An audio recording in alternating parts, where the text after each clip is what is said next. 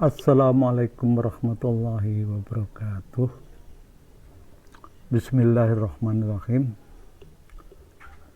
Kita akan mendiskusikan tentang SOP DO 006, How to Manage Purchasing Materials for Production. Jadi untuk memahami bagaimana mengelola proses pembelian material atau produk kepada supplier yang akan kita gunakan untuk mendukung produksi maupun servis yang kita berikan kepada customer.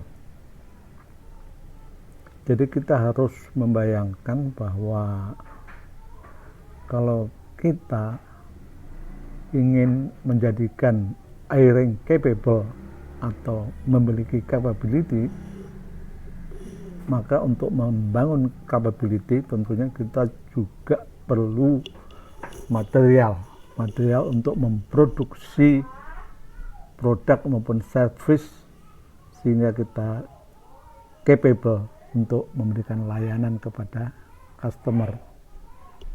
Jadi itu pemahaman kita tentang how to manage purchasing materials for production. Nah, di sini ada beberapa informasi. Yang pertama, general information. Saya kira nggak perlu dijelaskan, bisa dibaca di sini. Terus kemudian reference, yaitu referensi yang digunakan untuk mengembangkan SOP ini.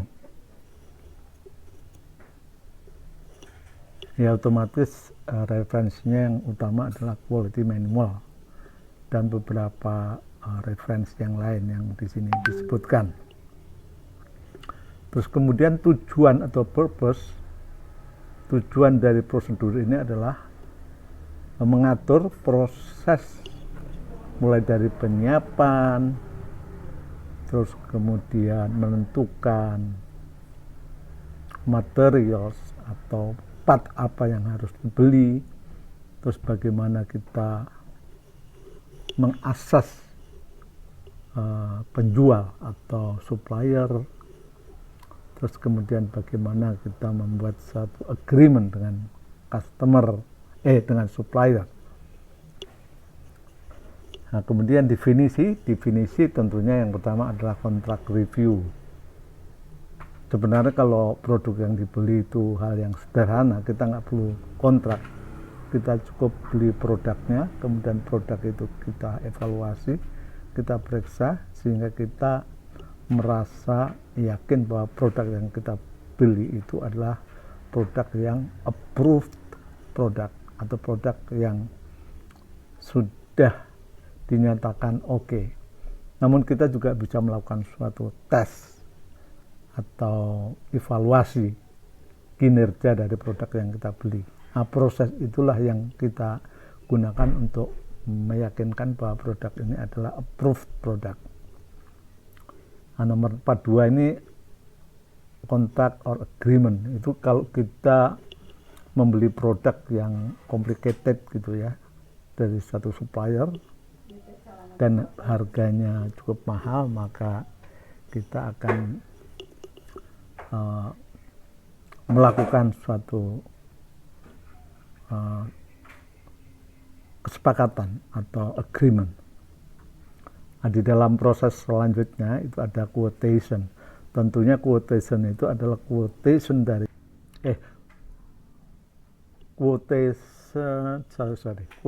diterbitkan oleh supplier. Kemudian dari quotation itu kita buat satu persetujuan. Nah, kita tentunya juga perlu negotiation. Dan yang keenam adalah supplier approval. Oke, kita memberikan requirement, kemudian requirement itu kita pelajari bersama, kita tuangkan di dalam kontrak. Nah, kalau sudah sepakat, supplier harus setuju atas requirement yang kita berikan. Nah, sekarang masalah accomplishment instruction. Nah, production manager atau appointed production function. Jadi fungsi-fungsi yang terkait dengan production. Yang pertama adalah harus bisa mengevaluasi kebutuhan-kebutuhan atas part atau material